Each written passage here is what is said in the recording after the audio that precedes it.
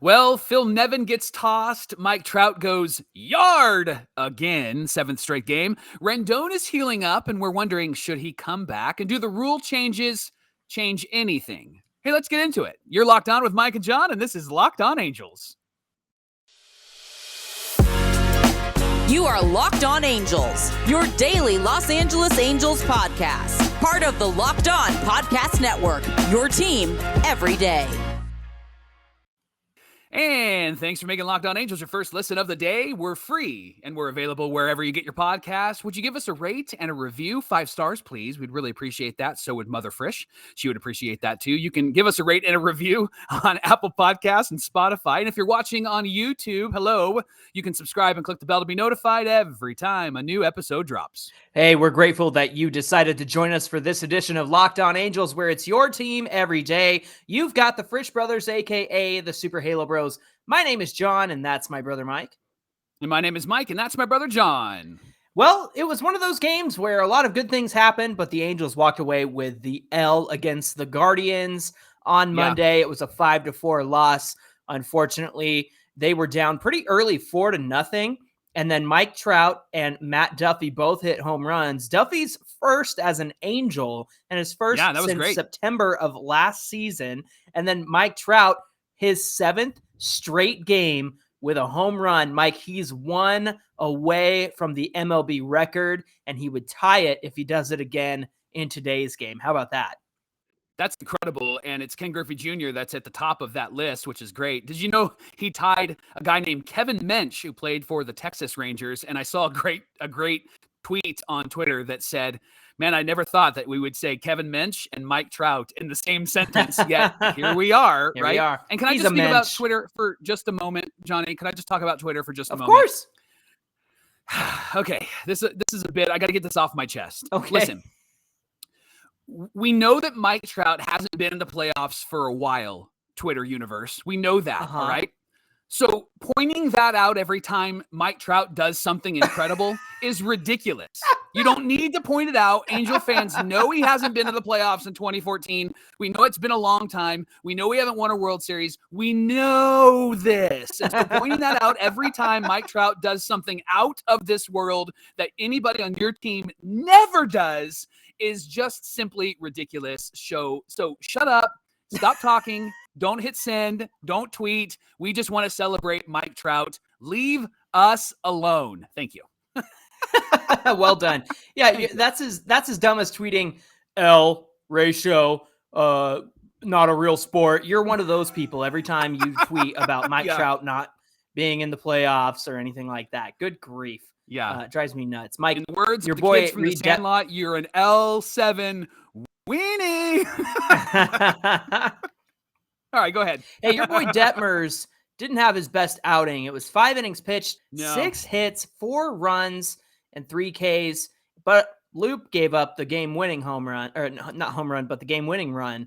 And it just was not a great pitching performance this time around. Is he hanging out with Matt Wise too much? Does he need to go back to hang out with Buddy Carlisle? I'm getting a call here. I'm getting a call. Buddy? Hey, buddy, it's Mike. Was wondering if maybe we could send Reid back down again. You could fix him, bring him back up. Cool. Awesome. Thanks. Yeah, he said it'd be great. He said that would be fine. That's what needs to happen, I guess, right? Yeah, I mean, and it's honestly, it's his first full season. So I think that it is going to be that's a good point. It's a new experience for him. Yeah, to go through a full season of baseball and have a full professional season, because he came up late August last year, or late July, I should say, and then was hurt. So he didn't get to finish last season.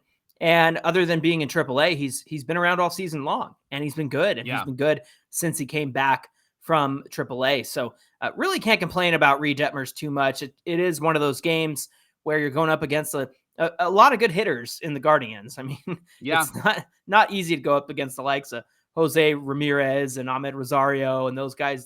They're in first for a reason. And even though it's the Central, they are the best team in the Central. Mike, can we please talk about the ump show in the 7th inning? Oh my gosh. Thanks for tweeting about that, because that was just fun to watch. But good grief. So what happened? Francona gets tossed, and he had some really colorful language. It was obvious that he was not thrilled, right? You know what the F stands for in Francona. Terry was like, "You're not a Francona. You're not a Francona." Yeah. What was the deal there? There was a situation at home plate because I'm trying to remember. Jimenez was swinging, and they couldn't tell if it hit him in the foot or if it bounced off of Stassi's glove, then hit him in the foot. The replay seemed like it bounced off Stassi, his glove, and then it hit him in the foot. And so Francona just wanted to check it, but the umpire didn't hear him. Culpa didn't hear him, so they didn't give him the timeout to check it. And so Francona got upset about it, and that's when he got tossed. So then that's like 5 minutes worth of nothing happening on the field. And Tepera tries to go for some warm-up tosses, and before he can do anything, Culpa steps in front of Stassi and says, no, waving the finger. And Tepera says, "Why not?" And he goes, "Because I said so." I could read his lips.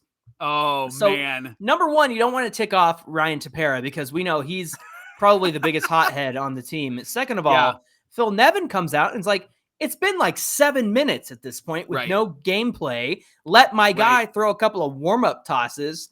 And so he gets into it with Culpa. Culpa makes it all about himself. Everybody tuned in to see Shohei Ohtani, Mike Trout, and Ron Culpa in this game, apparently, because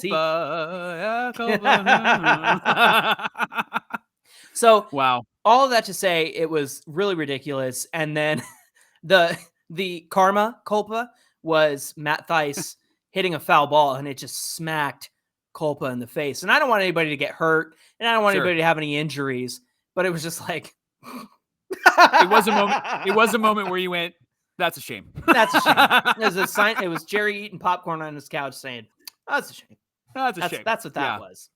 The ump show is so ridiculous, and I just get so tired of these guys having to flex their power. The best umps are also the best leaders, the ones that don't get in the way. They're the ones that want to just make sure that the game is flowing. Right. And come on, like let's have a conversation. If he's standing out there for 5 to 7 minutes, let him throw a couple of warm-up tosses. Why are you freaking out about this? By the way, you were screaming and yelling at the other guy, the other manager anyway. And so you were the one that slowed this thing down because you didn't want to go and check the replay. Like, this is all your fault. Right. And no matter how you try to twist it and turn it, it's your fault. And you're right. Nobody's tuning in to see the Culpa Cabana. We don't want to see him. We don't want to watch him. Right. We don't want to even know his name. Right. I just want him to remember years ago in WWE when they couldn't even mention the referees' names. There was a rule that you, as the announcers, you couldn't even mention them, right? And that's how it should be in Major League Baseball. I don't want to know their names. I don't care about those guys, right? I'm not Screech Powers. I'm not rooting for the umps. I've got some breaking news here. I asked our friends at Around the Diamond, and if you're not following them on Twitter and Instagram, you should do so at Around the Diamond. They do great coverage of all things baseball, so please make sure you give them a follow and shout out to them. They ran a poll on who's going to finish with more home runs, Shohei Ohtani or Mike Trout. And I asked them, hey, can you send me the results? I really want to know who it's going to be. We'll share it on Locked On Angels. So Shohei Ohtani with 315 votes got 43% of the vote. Mike Trout got 419 votes. He got 57% of the vote. So according to Around the Diamond's followers and the people who follow them on Instagram and Twitter, like you should, Mike Trout's going to end with more home runs, according to their fan base. So what do you think about that? Send them a message. Tell them that put me down for Trout. I'm going to go Trout on that. Okay. Yeah. Why don't you go Ohtani so we have something to argue about later on? There we go. Yeah. Well, you know what's funny is every time Trout hits a home run, Ohtani seems to get it right back and vice versa. So, hey, if these guys are in the home run race against each other, that's fine with me because they're really pushing each other towards greatness. And it's like, man, can we just get a full season with these guys playing together, please? Because every time they're on the field together, it's something special. So again, Mike Trout makes it 7 home runs in a row, going for the MLB record. Today, we've got Jose Suarez versus Morris of the Guardians. Let's see what Suarez can do on the mound, and let's see Mike Trout get to that MLB record. Coming up on Locked On Angels, should Anthony Rendon come back this season if he's better? We're going to talk about that. But first, Locked On Angels is brought to you by Bet Online. BetOnline.net is your number one source for all your pro and college football betting needs and sports info this season.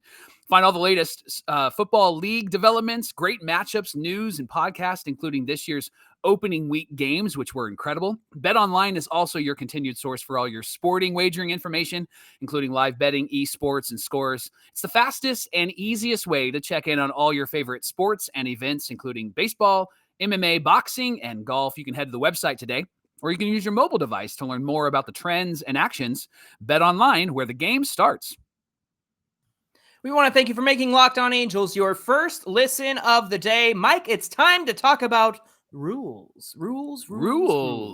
Okay. Let's get into some of the changes that the MLB approved without the Players Association's consent, essentially. They had representatives on the board, but it seemed like it was a MLB driven decision because they had more representatives on the board of decisions. Way to promote good relationships there, guys. That was exactly. However, I'm not too upset about these rules. So let's go through a quick list here. The rule changes for 2023, the pitch clock, 15 seconds without runners on, 20 seconds with runners on. So players are going to have to release the ball in that time. It's shaved about a half an hour off of games in the minor leagues. So you're seeing a lot more 2 hours and 40 minutes kind of stuff happening in the minor leagues. So that's great to see. Larger bases, which I think at the end of the day is fine. It's safer for the players, especially over there at first base. We might see a little bit more running on the bases and stealing and things like that. You're laughing. Johnny, did you see the meme on Twitter of Jose Altuve was about an inch tall on top of the base? The bigger bases with Altuve on it. That was great. That was great. They're like, whoa, those bases are huge. They're humongous. And of course, this one is probably the most significant. The ban of the defensive shift. There has to be two fielders on each side of second base with both feet in the dirt until I believe the ball is released from the pitchers when they can finally move around. So you're not going to see guys loaded up on the right side of the field for a lefty anymore and vice versa. Too bad for Albert that he's retiring this season because he would have a career resurgence next year. Yeah. But Mike, the goal of each of these changes is the pitch clock, of course, going to increase the pace of play. We're not going to be up until 11 o'clock doing our show after a game when it's at home. Yes. Banning the shift is going to lead to more offense and larger bases, of course, safety of the players. Now, I know banning the shift, for me, I am bummed about that because I've always been somebody who believes that if you can't beat the shift, then you need to learn how to beat the shift. You got to learn how to hit the other way. And it to me takes an element of strategy out of the game. So those are things that I'm disappointed about. However, I think that teams will adjust. Hitters will adjust, players will adjust, and it'll be interesting to see what happens in 2023. But Mike, how do you think this is going to affect our Halos come next year? I think actually will benefit the young pitchers probably more than anybody because they're going to get into a healthy rhythm on the mound. You mentioned this on yesterday's episode when you see like Suarez, Detmers, and even Sandoval when they're getting the ball and then they're getting ready and then they're throwing it and then they're getting the ball and they're getting ready and then they're throwing it again. They get into a really healthy rhythm instead of walking around and thinking to themselves. I think this is why guys like Verlander and Max Scherzer are so good because they get the ball and then they might take a lap, but then they're right back on the mound and they're ready to go again. They're focused and they're fired up. And I think this will really be helpful for the young pitchers and Johnny for some of those young guys that are coming up from AA as well. Yeah, those guys are used to it. One thing about Suarez, he has one of the longest times between pitches in the league. And I say that realizing when he came up and over the last year and a half, he was very slow between pitches, but you notice that he's better when he has a better rhythm on the mound and he's not taking forever between pitches. So hopefully that will improve and we'll see his pitching improve as well. I'd be interested to see what effect it has on like our stars, like Trout and Ohtani, even guys who I would consider stars, like Walsh. When you have guys that are having to always try to beat the shift, but now they aren't able to shift, it'll be interesting to see what happens with like Mike Trout, because the Jays put 4 guys in the outfield when he was up and then he hit a home run over their heads. But even Ohtani has to try to beat the shift every single time. He's got such a great swing to left field that it's not a big deal. But I think for somebody like Walsh, we might actually see his batting average raise. And he could be back. He'll be healthy too, but he'll be back to his Walsh of 2020, 2021, right? And so that'll be exciting to see. And then the larger bases, just less injuries, and boy, do we need less injuries on this the team. Angels especially, yeah. Yes, Johnny, you actually in our host thread, you actually brought up a really interesting question about pickoffs, because there are limiting pickoffs as well. And Locked On Angels Hall of Famer Steve Granado was still in that we don't kick anybody out because we love him. And so he actually is doing minor league play-by-play, minor league baseball. And he commented back and shared some interesting information. You want to talk about that? Yeah, so I reached out on our host thread and I said, I'm a little confused, because after the second pickoff, can't the player just nearly walk to second base? Is that what's going to happen here? And Steve, in his experience, who is calling minor league games where they have this rule for the Rail Riders, the New York affiliate, the Yankees affiliate, he said that guys aren't really trying after that second pickoff, like that nobody's really running after that. And then Lindsey Crosby said, he's of course the host of Locked On MLB Prospects. He's got a lot of great minor league knowledge. He said that if you attempt a pickoff after the second one and you don't get it, then it counts as a balk. So that runner's going to be able to move. So it's really do or die for the pitchers. And it also answers my question of what happens if the runner is all the way to second and the pitcher can't throw technically. So I was confused on that, but it makes more sense now, because if a pitcher is walking to second base, three quarters of the way there, then that pitcher is going to get him because he's so far off the bag or he's so close to second base. Yeah. So I think my fear was alleviated there, because I was unsure about that rule when I was reading it over, but those guys brought some clarity to the situation. So that was great to see. And when it comes to, you were talking about Walsh and his batting average, and I think about David Fletcher. I think that Fletcher will be a stronger hitter, even though he's really had a resurgence just because he's healthy again. And then with Shohei, you're right. He is such a good opposite field hitter a lot of the time. But I saw a tweet that said he would have, I think 11 more runs or 11 more. I saw that. Was it runs or I think it was 11 more hits or something along those lines, or it would go up. It would go up. He would benefit the most because of this. Yeah. So of everybody on the team, right, he would benefit the most out of this. So I think we could probably do a deeper dive into these rule changes at a later time and consider, how it's going to change the game in 2023 overall. But I think just at a surface level view, I'm excited to see what it brings. And I feel like anytime there's a new rule change, I think teams will adjust. I was listening to our friends over at Talking Halos, Jared and Nate, and they said, what a team's going to do if they can't have a shift on the third side or on one of the sides of the infield, they're going to bring that outfielder in. So the outfielder is going to be the third man in the shift, and there's no rules against the outfielder. So we'll probably see some weird things like they said.